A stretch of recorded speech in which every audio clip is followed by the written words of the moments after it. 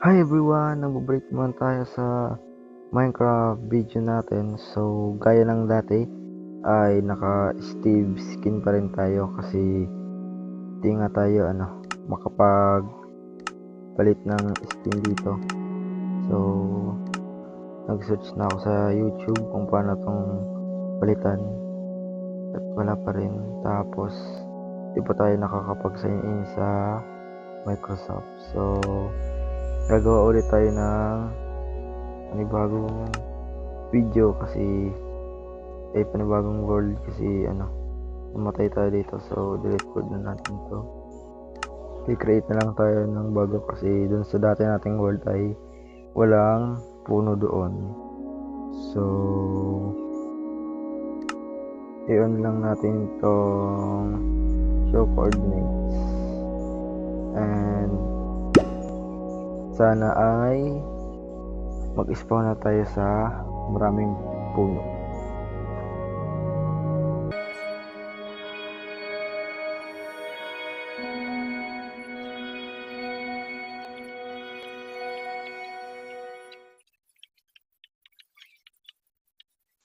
So bali dito nga tayo nag-spawn sa is okay naman, magandang spawn naman. So bale kukuha muna tayo ng puno.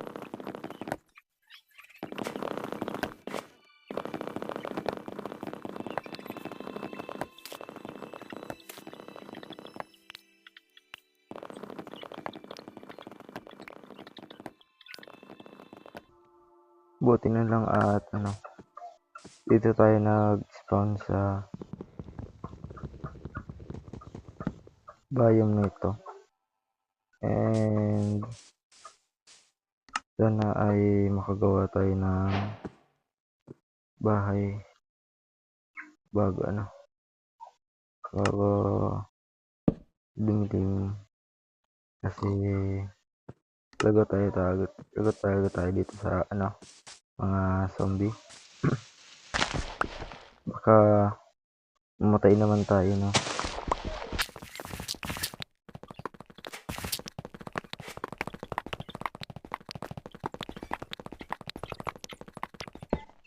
Sana ay good start na to para sa ating survival series ng Minecraft.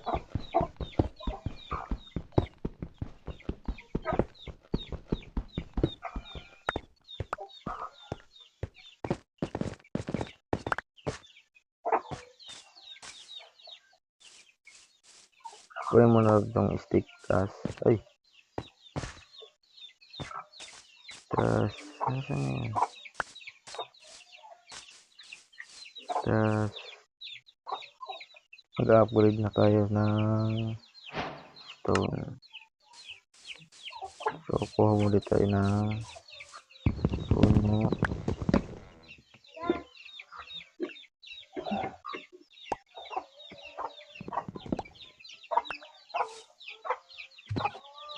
Tas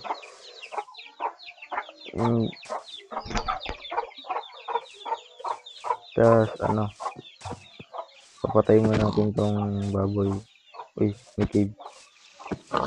Para sa para meron tayong pagkain. Ay, kala ko cave.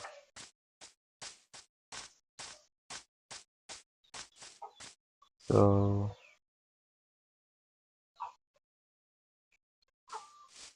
nag-freeze talaga sa akin yung yung ganitong version ng Minecraft. Hindi ko alam kung bakit. So sisimulan natin gawa ng bahay. So bale tesa tayo gagawa and alisin muna natin to. Baka abutan tayo ng dilim kaya ayun, maliit na bahay lang muna. So ito,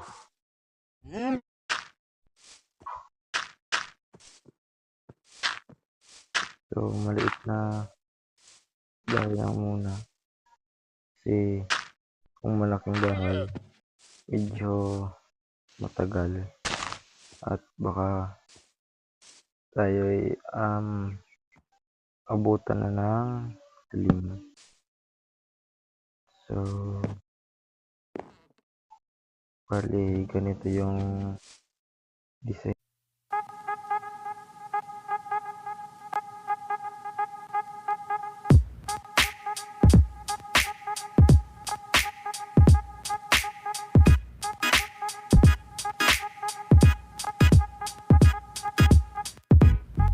So, ganyan. Ganyan yan. Tapos, punta na tayo dun sa likod. So, bali guys, ganito na nga yung yung itsura niya.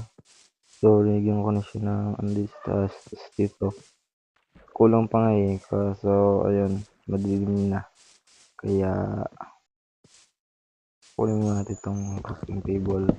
At doon na tayo magtatago muna sa ilalim ng lupa.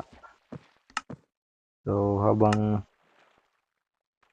nagtago tayo dito, ay gagawa muna tayo ng furnace. Tapos, lagay natin ito. Yan. Tapos, ang gagawin natin is lulutuin muna natin tong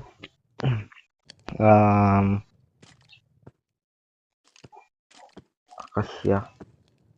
Tapos, gagawin natin charcoal. So, para mayroon tayong torch. And, habang hindi pa ay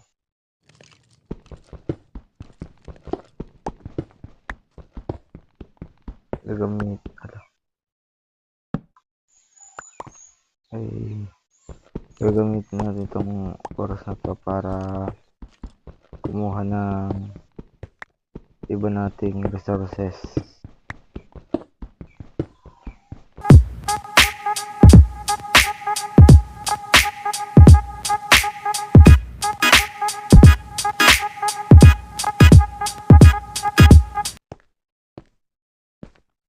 So, ilipat muna natin to dito.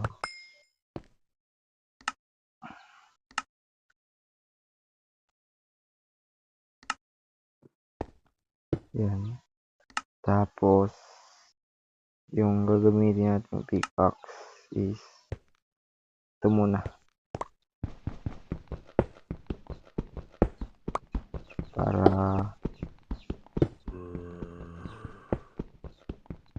hindi naman sayang.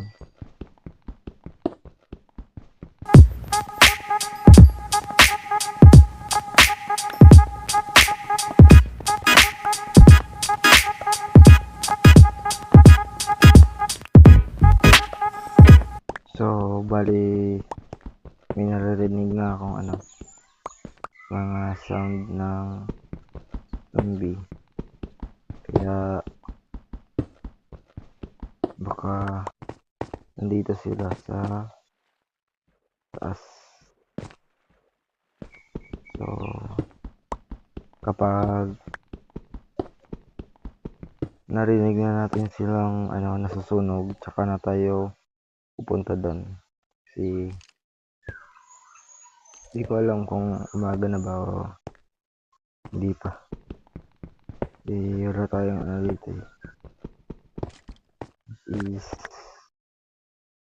gagamitin natin itong oras na to para kumuha ng cobblestone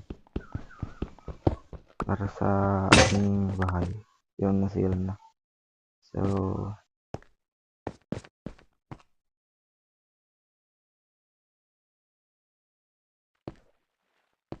ubusin natin to. Yan.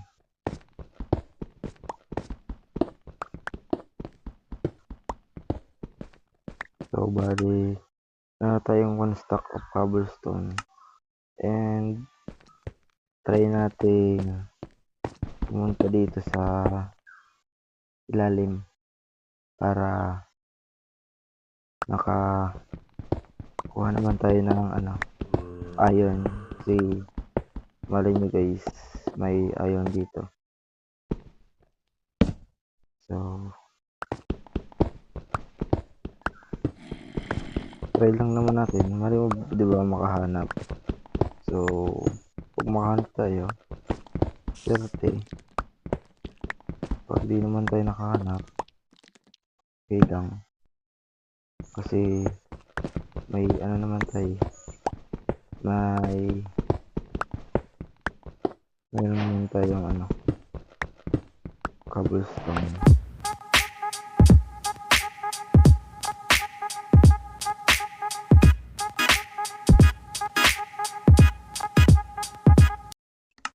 Tapos naubusan pa tayo ng kahoy, kaya di tayo makakagawa ng stick. So ang gagawin natin, balik tayo dun sa taas. Tapos tingnan natin kung umaga na,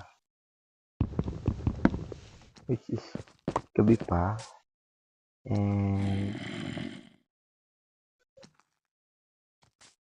may isang doon. Ayun, kaya tago muna tayo dito. Aray.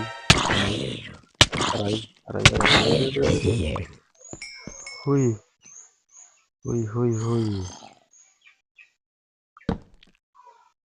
Yan.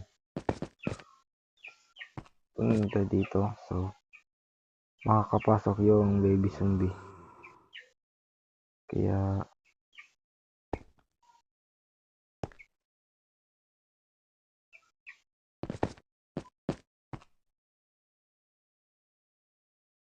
grabe na.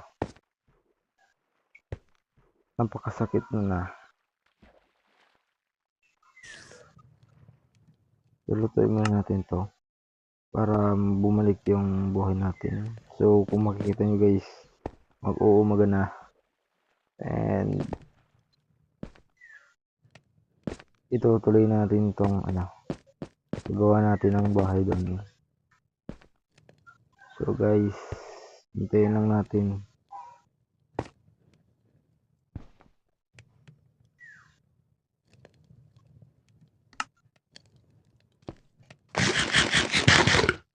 Yun, malapit na guys. Yun, umaga na mga boy.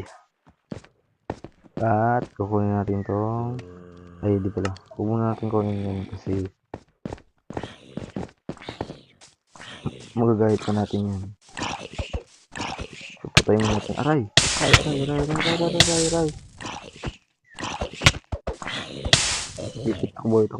Takbo.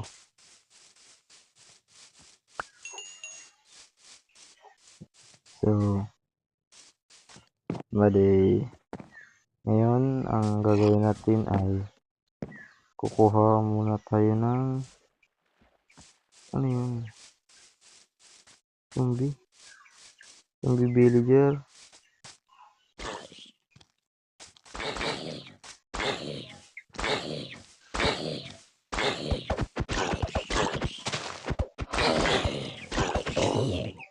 So sabi ko nga, play safe na tayo dito. Kailangan nating mabalik yung buhay natin. Wala kang nakita. Ha? Wala kang nakita. Liwanag.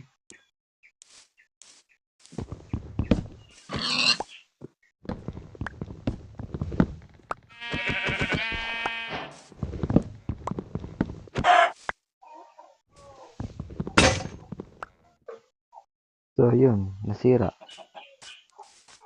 At nagawa ulit tayo ng panibagong axe. So tingnan natin kung ilan na yung nakuha nating wood.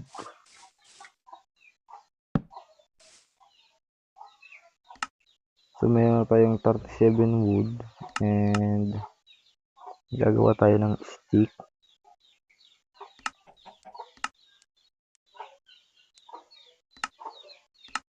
Para makagawa ulit tayo ng stone axe. So kuha ulit tayo ng pagkain and lulutuin natin doon.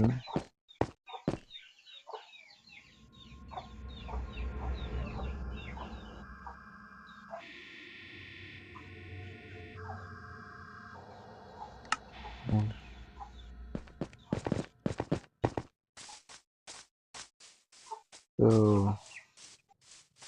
kuha ulit tayo ng wood.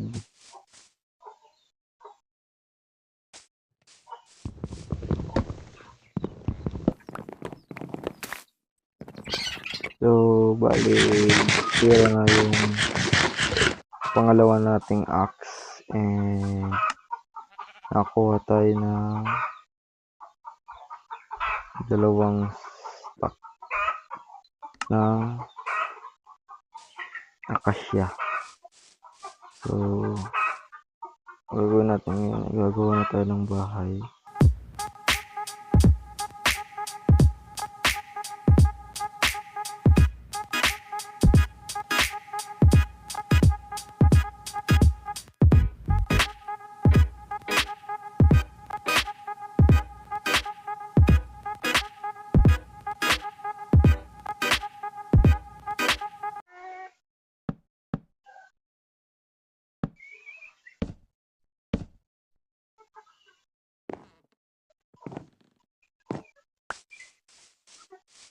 So bali gagawa pa lang muna tayo ulit ng stone axe kasi nasira na yung stone axe natin kanina. So bali ganito yung design nya yun. Tapos ang gagawin lang natin is tatapusin natin to.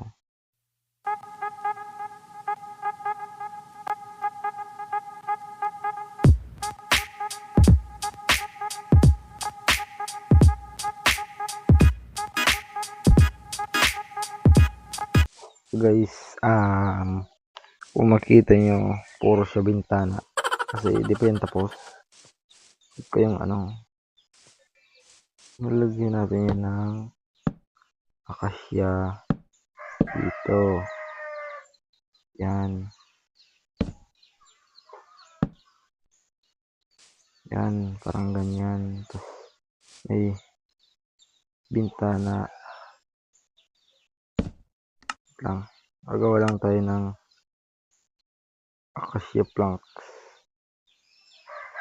Mga isang stack siguro. Yan. Yan, gawin natin yan. Tapos dito yung bintana. Yan. Yan, parang yan. May bintana dito. Tayo natin dito sa taas. Yan. Doon, may bintana doon. Tapos, nalagyan natin dito. So, bali guys, ganito yung itsura niya. And, di pa yun tapos. Ang gagawin natin is, maglalagay tayo dito ng mga slab. Basta huwag kang magulo. Yun.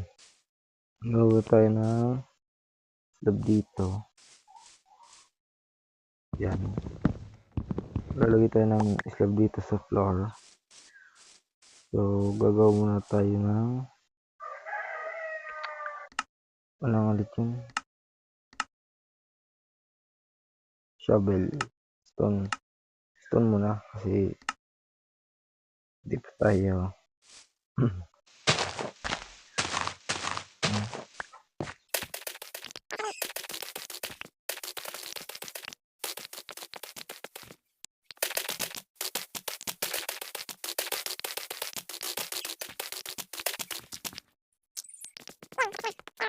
Bali, kukunin natin tong 1 stack ng ano, so lalagay na natin dito.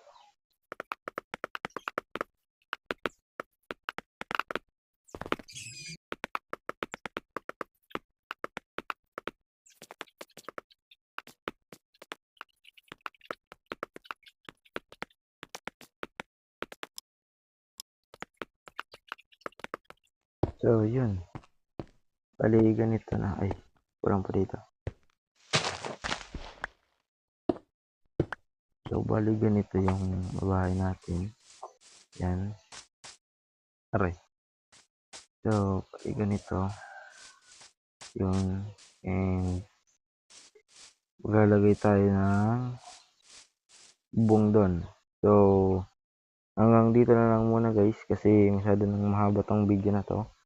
Next video na lang natin gagawa ng bubong to, and kung nagustuhan mo ang video na ito, i-like mo na yan at mag-subscribe ka na sa aking YouTube channel para updated ka kung ano nang ginagawa ko dito sa bahay ko na to. Peace out.